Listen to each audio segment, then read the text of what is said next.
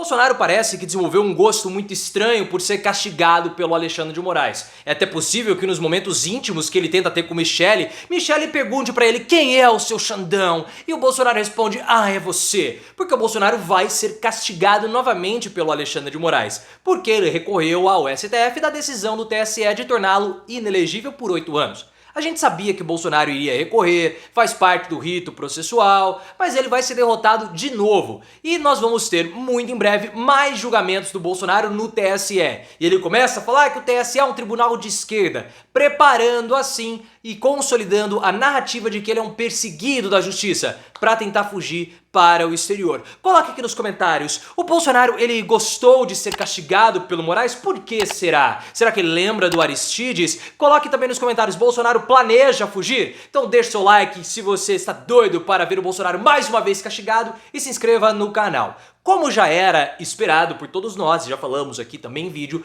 o Bolsonaro iria recorrer ao STF da decisão do TSE de torná-lo inelegível pela reunião que ele teve com os embaixadores. E foi isso que aconteceu. O TSE não acatou o recurso que foi posto pelo Bolsonaro, o recurso foi rejeitado por unanimidade pelos ministros do TSE.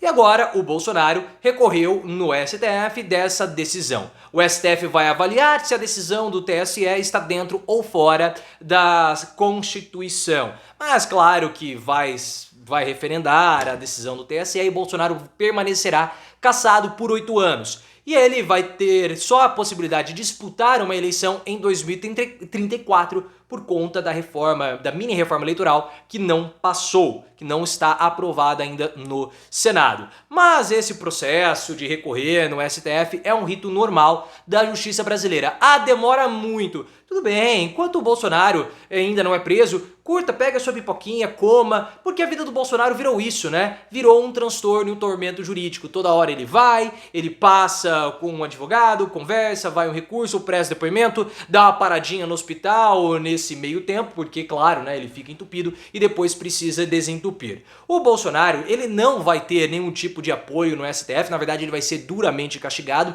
porque o ministro do STF hoje, o presidente, é o Luiz Roberto Barroso, e o vice é o Fachin, e o presidente do TSE é o Alexandre de Moraes, os 3 ministros do STF que Bolsonaro mais atacou ao longo de 4 anos de mandato, até com ataques verbais chulos ao Barroso.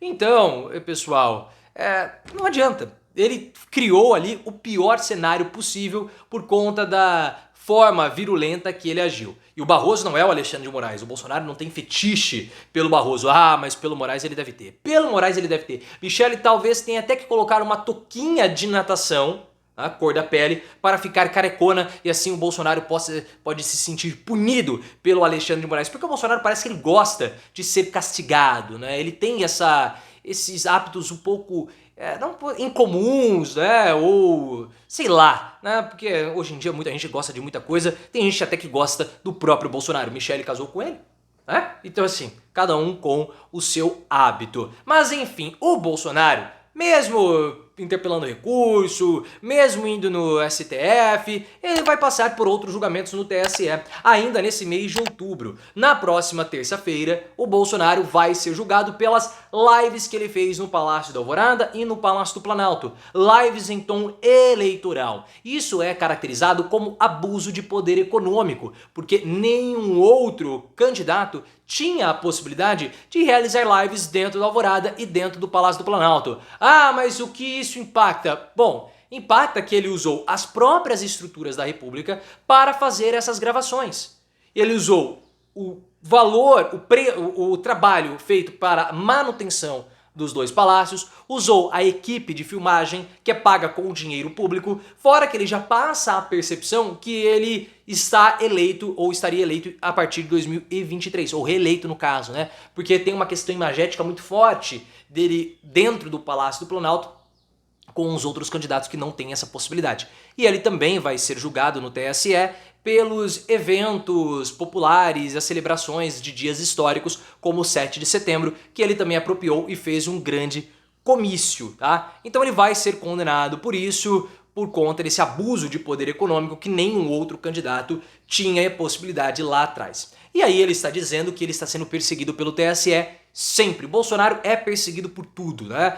todo mundo conspira e persegue o Bolsonaro. Ele tá fazendo uma peregrinação por Belo Horizonte e ele falou em uma rádio local, né, a Rádio Itatiaia, que o TSE o está julgando, que o TSE está fazendo um julgamento político, né, um julgamento de esquerda e que isso não é bom para a democracia. Bolsonaro, que fez ataques antirrepublicanos, que teve com o Anderson Torres alguém atacando diretamente a democracia com as blitz que foram feitas no segundo turno, falando que isso não é bom para a democracia. Ora, e ele se queixa da live que foi feita no Palácio da Alvorada. Ah não, a Alvorada era a minha casa enquanto eu era presidente. E estão queixando disso? Sim.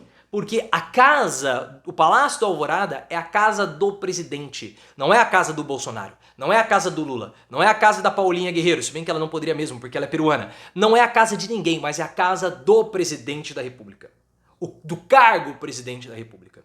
Bolsonaro, candidato, ele deixa de ser presidente e ele vira um civil para disputar aquele posto. Então ele, enquanto civil, não poderia usufruir das estruturas republicanas para se beneficiar eleitoralmente. Esse é o problema do Bolsonaro.